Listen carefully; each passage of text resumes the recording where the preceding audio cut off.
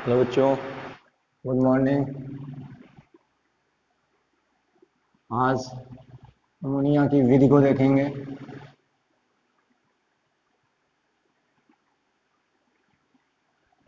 Ammonia की विधि जो चल रही थी हमारी हैबर विधि।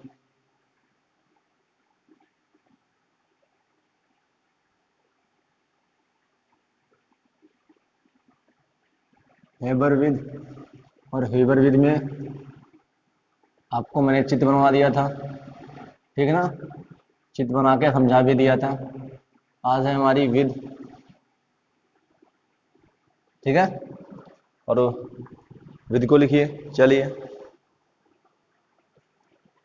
लिखिए। इसकी विधि, इसकी विधि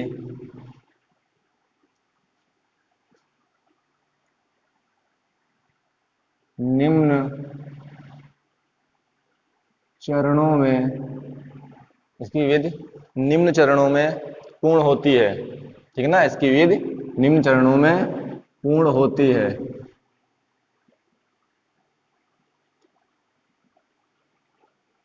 हो गया। तो नंबर 1 क्या एडिंग थी, इसमें क्या चित्र बना था सबसे पहले, क्या था? संपीड़क। संपीड़क में लिखिए, लिखिए द्रवित वायु के, द्रवित वायु के, द्रवित वायु के प्रभाजी आसवन, द्रवित वायु के प्रभाजी आसवन लिख लोगे ना, लिखो।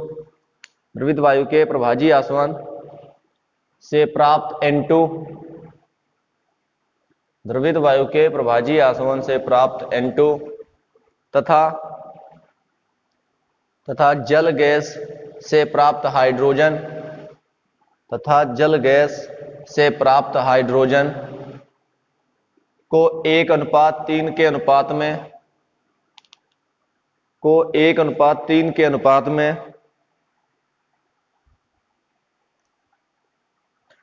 में संपीड़क के द्वारा, संपीड़क के द्वारा 200 ATM दाब पर, 200 ATM दाब पर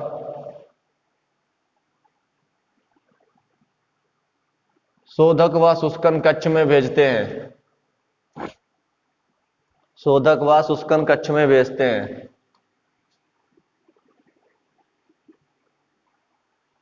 ठीक है ना। शोधन व शुष्कन कक्ष, अगली हेडिंग भेजते हैं, उसके आगे अगली हेडिंग डाली है, मतलब नेक्स्ट लाइन से अगली हेडिंग डाली है शोधन व शुष्कन कक्ष। देखो इस कक्ष में, इस कक्ष में soda lime, soda lime NaOH plus CaO, ये सूत्र होता है। इस कक्ष में सोडा लाइम रखा होता है जो गैसीय मिश्रण में उपस्थित अशुद्धियों, जो गैसीय मिश्रण में उपस्थित अशुद्धियों CO, अशुद्धियों के आगे ब्रैकेट में,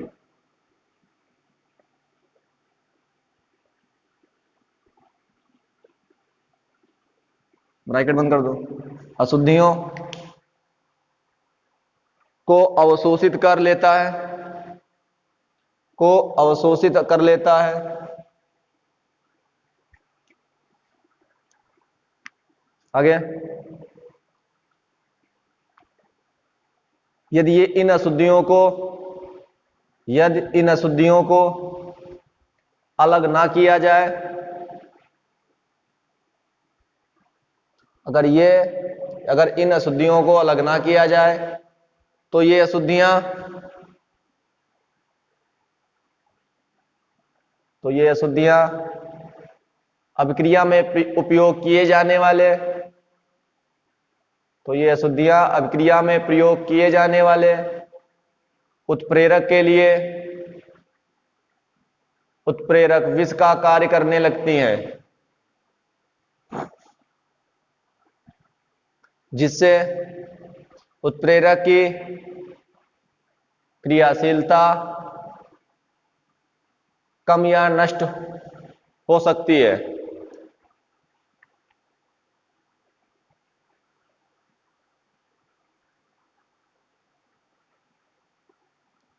इससे प्राप्त शुद्ध व शुष्क गैसीय मिश्रण को इससे प्राप्त शुद्ध व शुष्क गैसीय मिश्रण को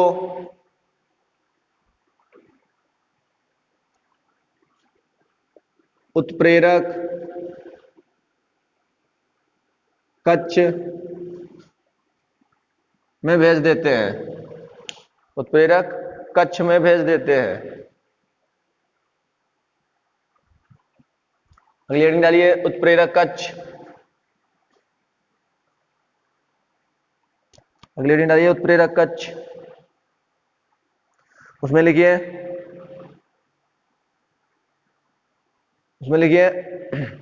इस कक्ष में Fe उत्प्रेरक तथा MO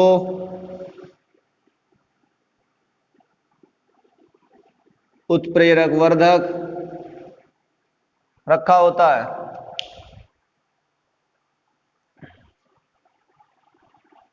और इस कक्ष का ताप विद्युत के द्वारा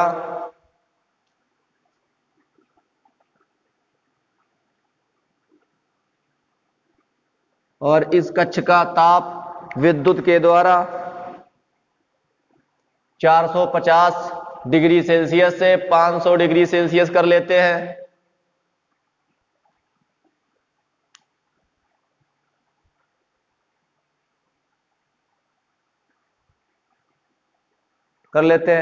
इस कक्ष में नाइट्रोजन और हाइड्रोजन अभिक्रिया करके अमोनिया गैस बनाती है।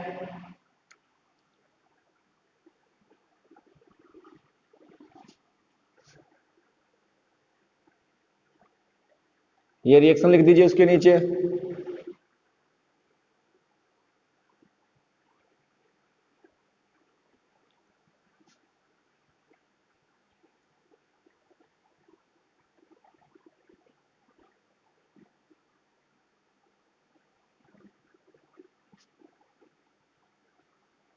रिएक्शन लिख दीजिए उसके नीचे।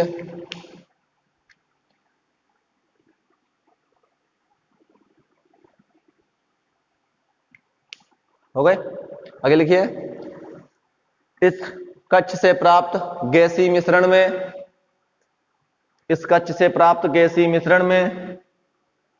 10 से 15% अमोनिया होती है।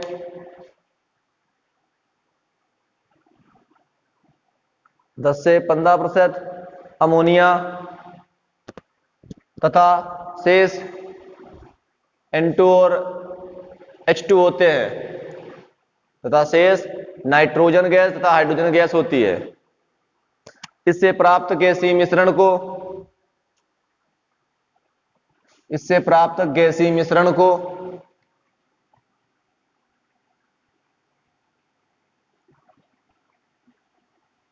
संघनित्र में भेज देते हैं। अगली हेडिंग, संघनित्र।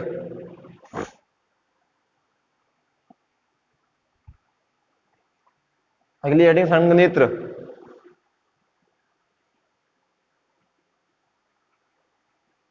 इस कक्ष में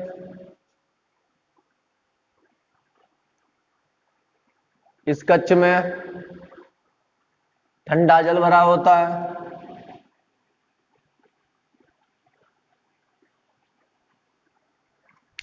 इस कक्ष में ठंडा जल भरा होता है और इसमें कई लोहे की नलियां लगी होती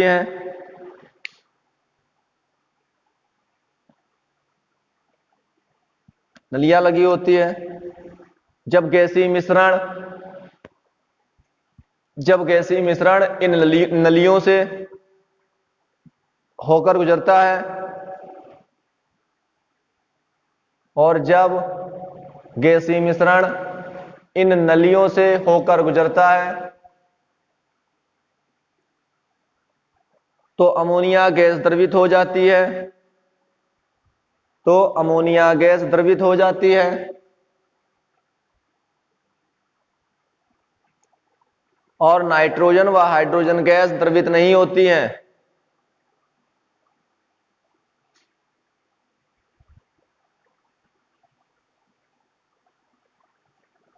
इन आद्रवित गैसों को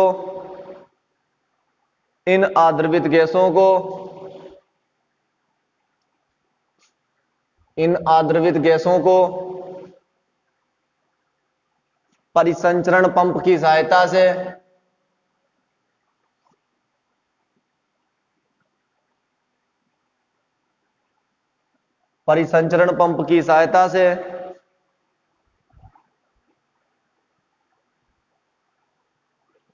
बाहर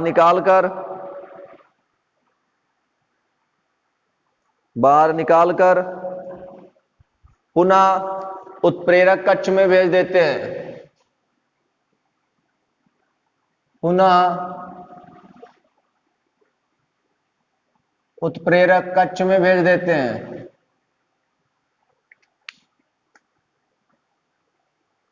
यह प्रक्रम चलता रहता है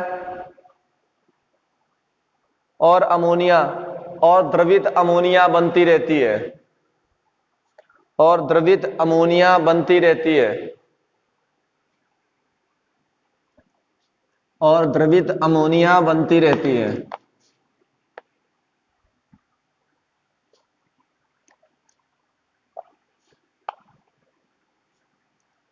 देखिए और समझिए इसको, मैं रिपीट कर रहा हूं चित्र को आपके सामने, लेकिन अच्छा नहीं बनाऊंगा, बस थोड़ा आपको समझाने के लिए, ठीक है।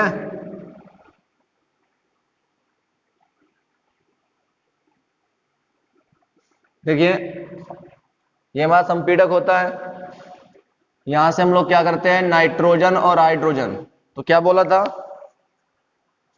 द्रवित वायु के प्रवाही आसवन से प्राप्त नाइट्रोजन तथा जल गैस से प्राप्त हाइड्रोजन गैस के मिश्रण को संपीड़क के द्वारा 1:3 के अनुपात में 200 एटीएम दाब पर संपीड़क के द्वारा कहां भेज देते हैं, शोधन व शुष्कन कक्ष में भेज देते हैं।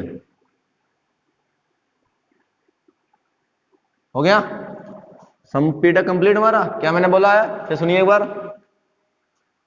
मैंने बोला आपसे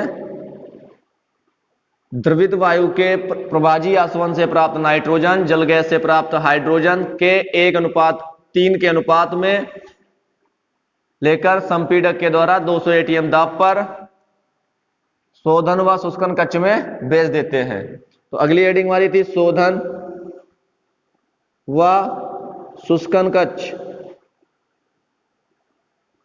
मैंने बोला था इस कक्ष में सोडा लाइम रखा होता है, जो गैसीय मिश्रण में उपस्थित अशुद्धियों कौन कौन सी थी,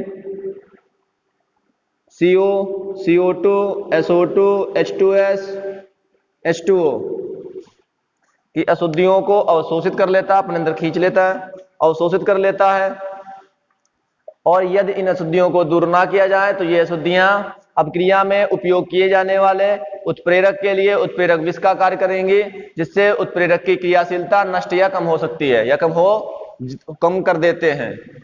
इससे प्राप्त गैसीय मिश्रण को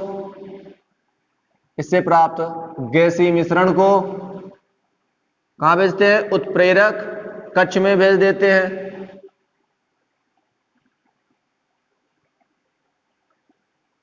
उत्प्रेरक कक्ष में भेज देते हैं। उत्प्रेरक कक्ष में क्या क्या था, इस कक्ष में Fe उत्प्रेरक तथा MO उत्प्रेरक वर्धक रखा होता है। इस कक्ष का ताप विद्युत के द्वारा 450 डिग्री सेल्सियस से 500 डिग्री सेल्सियस कर लेते हैं। इस कक्ष में नाइट्रोजन और हाइड्रोजन अपक्रिया करके अमोनिया गैस बनाती हैं। इस कक्ष में 10 से 15% द्रवित अमोनिया प्राप्त 10 से 15% अमोनिया गैस प्राप्त होती है तथा शेष N2 तथा हाइड्रोजन गैस होती है। इससे प्राप्त गैसीय मिश्रण को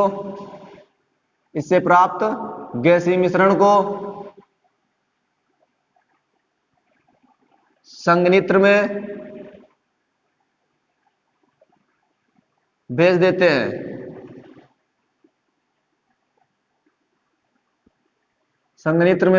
हैं।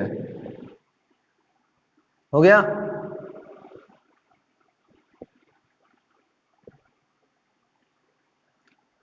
अगली हेडिंग क्या थी हमारी?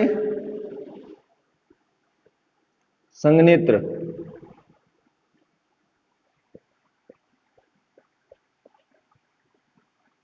इस कक्ष में ठंडा जल भरा होता है। इस कक्ष में कई लोहे की नलियां लगी होती हैं जो टेढ़ी मेढ़ी बेटा होती हैं, क्योंकि गैस को उस नलियों के अंदर द्रवित होने के लिए समय मिल जाए। अमोनिया गैस को उसके अंदर, नली के अंदर द्रवित होने के लिए समय मिल जाए। समय जितना मिलेगा वो उतनी अच्छे से द्रवित हो जाएंगी, इसलिए टेढ़ी मेढ़ी लगाई जाती है। तो इस कक्ष में ठंडा जल भरा होता है, लोहे की कई नलियां लगी होती हैं। इस गैसीय मिश्रण को नलियों में से गुजारने पर अमोनिया गैस द्रवित हो जाती है तथा N2 और H2 गैस द्रवित नहीं होती है। द्रवित अमोनिया को संघनित्र के निकास द्वार के द्वारा बाहर निकाल लेते हैं और उसे एक पात्र में एकत्र कर लेते हैं। अद्रवित गैसें नाइट्रोजन और हाइड्रोजन को परिसंचरण पंप की सहायता से पुनः उत्प्रेरक कक्ष में भेज देते हैं और यह प्रक्रम चलता रहता है। द्रवित अमोनिया बनती रहती है। कुछ नहीं करना, बस फिगर को देख के आपको हिंदी लिखनी है, ठीक है ना। अगली हेडिंग है आपकी भौतिक गुण। हेडिंग डालिए भौतिक गुण, फिजिकल प्रॉपर्टी।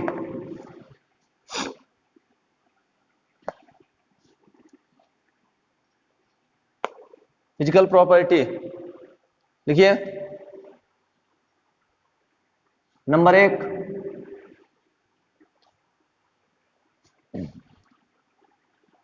या रंगहीन गैस है, ठीक है ना। रंगीन क्यों? आपने कभी भी देखिए अमोनिया, जैसे कि आप लोग आपके यहाँ स्कूलों में टॉयलेट या घर में टॉयलेट बाथरूम बने होते हैं, तो अगर जो स्कूलों में टॉयलेट बने होते हैं अगर उनकी सफाई ना की जाए तो वहां से एक स्मेल आती है। वो जो स्मेल है वो अमोनिया की होती है हमारी। तो आपने कभी भी उसके कलर को नहीं देखा होगा। आप वहां जाते हैं आपको स्मेल आती है और बहुत ही कैसी स्मेल आती है, बहुत बेकार आती है। तो उसको बोलते हैं, इसकी गंध बहुत तीक्ष्ण होती है। तीक्ष्ण मतलब होती है, मतलब आप इसकी स्मेल नहीं, आप रुमाल लगाने लगते हो ना। तीक्ष्ण मतलब खराब होती है, इसकी गंध बहुत तीक्ष्ण होती है, ठीक है ना।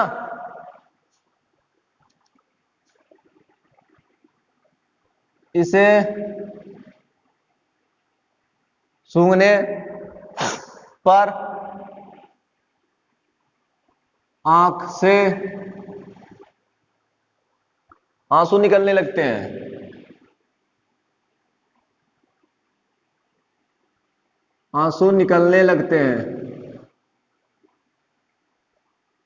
नंबर 4,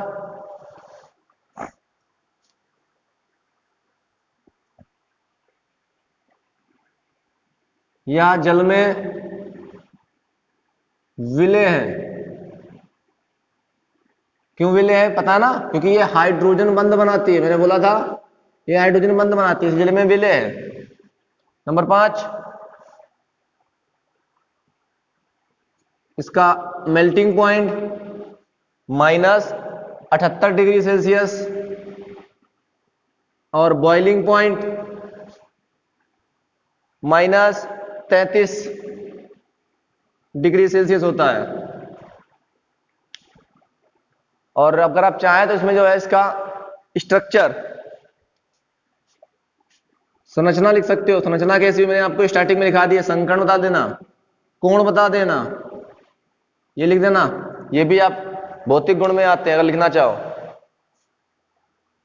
अब देखिए सबसे जरूरी बात कि अगर आप कोई टॉयलेट में गए और टॉयलेट में पता करना है कि वहां पर अमोनिया है या नहीं है। जैसे कि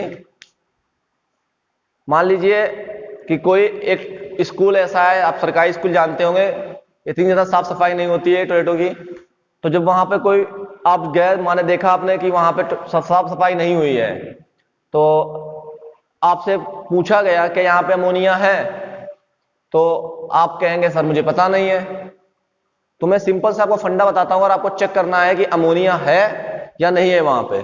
तो करना क्या है, आपको HCl हाइड्रोक्लोरिक अम्ल,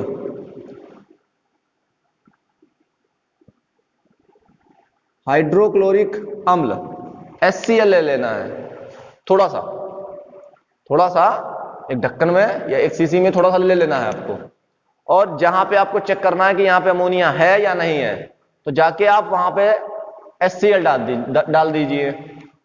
जैसे आप HCl डालोगे, तो अगर वहां पर आपको व्हाइट यानी कि सफेद कलर का धुआं दिखाई दे, सफेद कलर का आपको धुआं दिखाई देगा, ऐसे सफेद कलर का धुआं निकलता हुआ दिखाई देगा, तो समझ जाना वहां पे अमोनिया है। नहीं निकले तो यानी समझना अमोनिया नहीं है। तो ये क्या होती है रिएक्शन देख लीजिए, NH3HCl के साथ क्रिया करके NH4Cl अमोनियम क्लोराइड बनाती है। और जब वहां पे जो है NH4Cl के ही या NH4Cl का ही धुआं निकलता है वहां पे। तो अगर आप चाहें तो ये छोटा सा एक्सपेरिमेंट कर सकते हो, देख सकते हो अमोनिया है या नहीं है वहां पे। ठीक है ना? चलिए, जानकारी देना मेरा काम था, मैंने दे दिया आपको। ठीक है ना? क्लियर? अगली हेडिंग है रासायनिक गुण।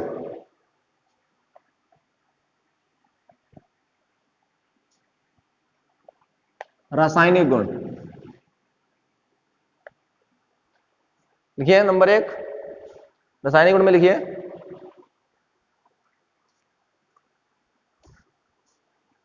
विद्युत आर्क।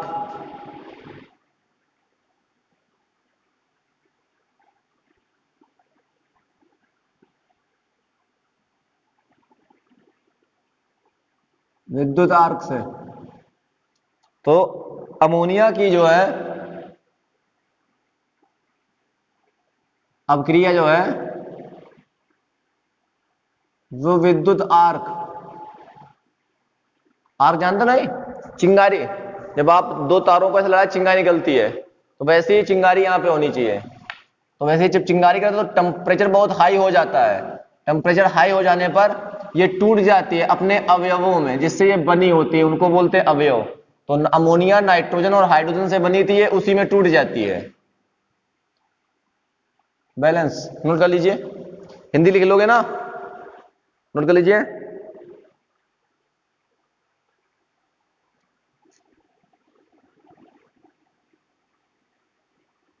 नंबर 2 हेडिंग दहन। चलिए बहुत देखिए रिएक्शन को देखिए आप। दहन मतलब जलाना, जलाने मतलब ऑक्सीजन गैस होनी चाहिए ना, जलाने के लिए ऑक्सीजन गैस होनी चाहिए ना हमारी।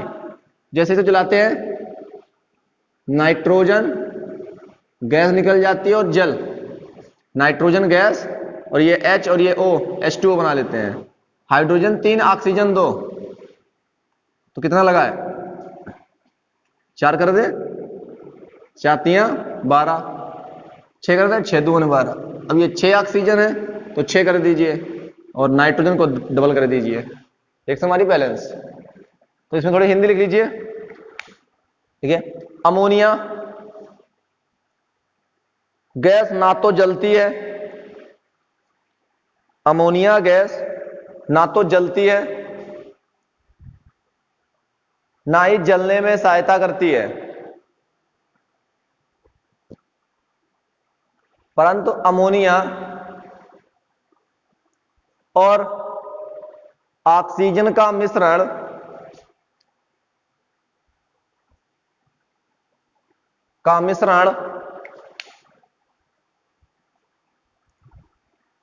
पीली लो के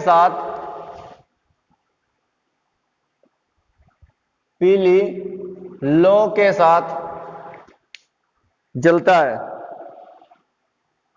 पीली लो के साथ जलता है। अब देखिए आप लोगों ने लाइनटेन देखी होगी ना, लाइनटेन जलाते हो तो लाइनटेन में जैसे ऊपर की जो जिसे प्रकाश होता है जिसको आप लो बोलते हो, वो पीली कलर की होती है। बिल्कुल सेम वैसे ही बता रहा है कि बिल्कुल वैसा सेम पीली कलर की वहां पे लो होगी जब आप अमोनिया और ऑक्सीजन के मिश्रण को जलाओगे। एक नोट कर लीजिए उसके नीचे। अगली हेडिंग है ऑक्सीकरण।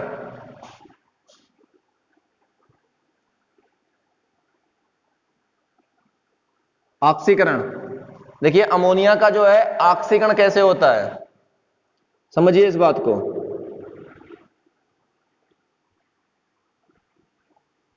अमोनिया गैस और ऑक्सीजन गैस को पीटी की जाली होती है ऐसे, पीटी की जाली होती है ऐसे बेटा,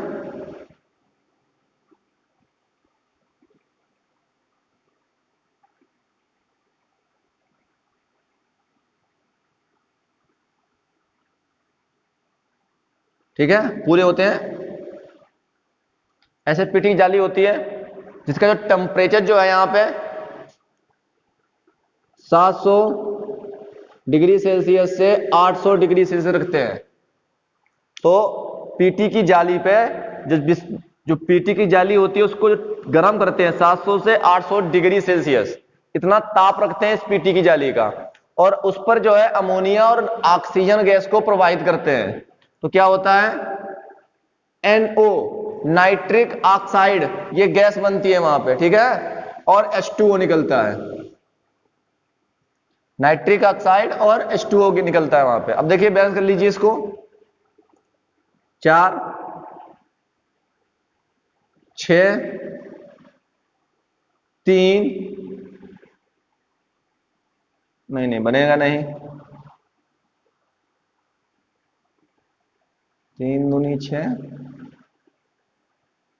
ये नहीं बनेगा, ये 4 हुआ, ये 4 लगा दो यहाँ पे 10, 5 लगा दो यहाँ पे, 5 दूनी 10 हो जाएगा। तो यहाँ पे देखिए जब आप ऑक्सीकरण करवाते हो, देख लीजिए यहां पे नाइट्रोजन की ऑक्सीकरण संख्या -3 है और यहां पे नाइट्रोजन की ऑक्सीकरण संख्या +2 है।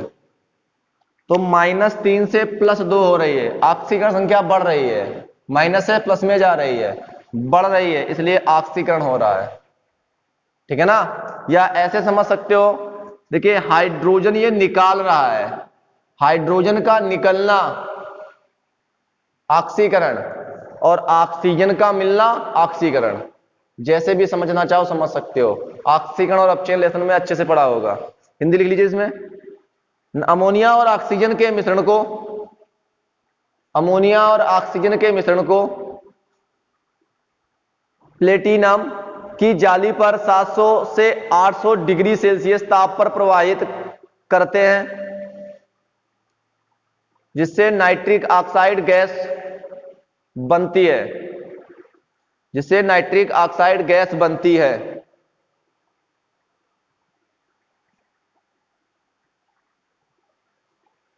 हो गया, धन्यवाद।